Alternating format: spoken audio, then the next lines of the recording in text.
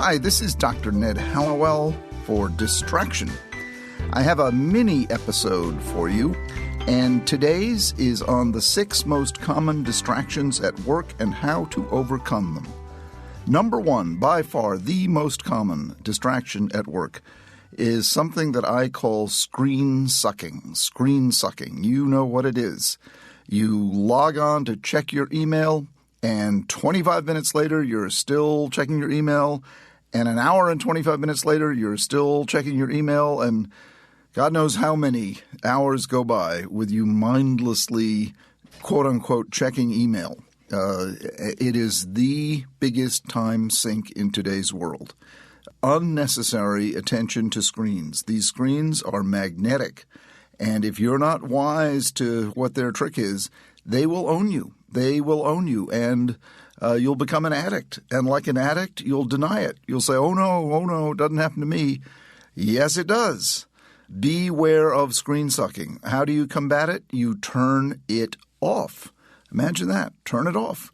Or you put the screen where you can't just reach for it like it's a jar of M&Ms sitting in your desk front and center. You have to create boundaries between you and the screen.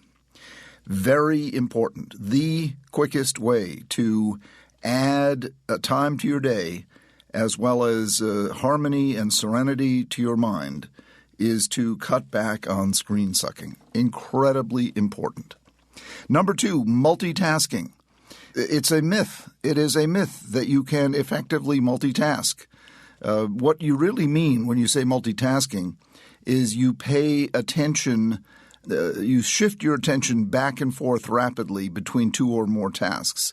It is impossible for your brain to pay simultaneous attention to 2 cognitively demanding tasks. You cannot listen to a lecture on Shakespeare and at the same time listen to a lecture on astrophysics and comprehend both of them equally well. You can't do it. It's impossible. So what you really mean by multitasking is switching your attention rapidly back and forth between the 2. Now, if the 2 are inane, if one is a lecture on how to screw in a light bulb and the other is a lecture on what's 2 plus 2, yes, you can multitask and get all you need to get out of both of them. But if they're at all cognitively demanding, you will suffer, your performance will suffer. Just don't do it. Number 3, idea hopping. This is the person who jumps from idea to idea, lots of new ideas, but doesn't follow through on any of them. The minute the development of the idea becomes at all frustrating, which inevitably will happen, they switch to another idea.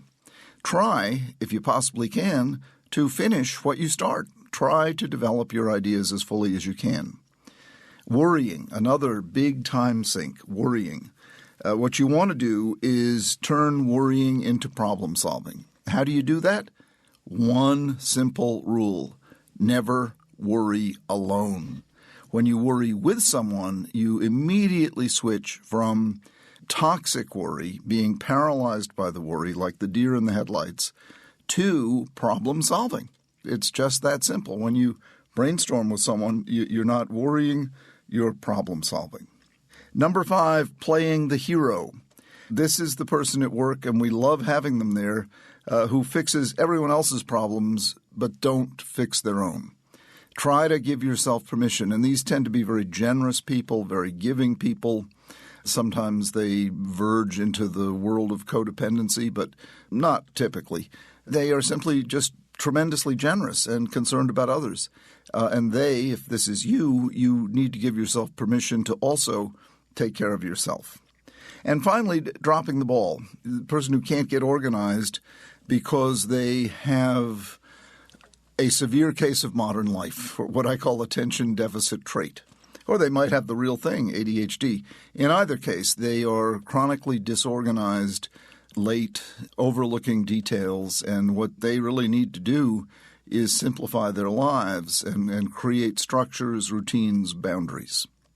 So there you have the 6 most common distractions at work and how to overcome them. Screen sucking, multitasking, idea hopping, worrying, toxic worrying, playing the hero, and dropping the ball. Take my advice on each one of those 6, and you will suddenly have a whole lot more time, a higher level of achievement, as well as a higher level of enjoyment. This is Dr. Ned Hallowell finishing this mini episode of Distraction.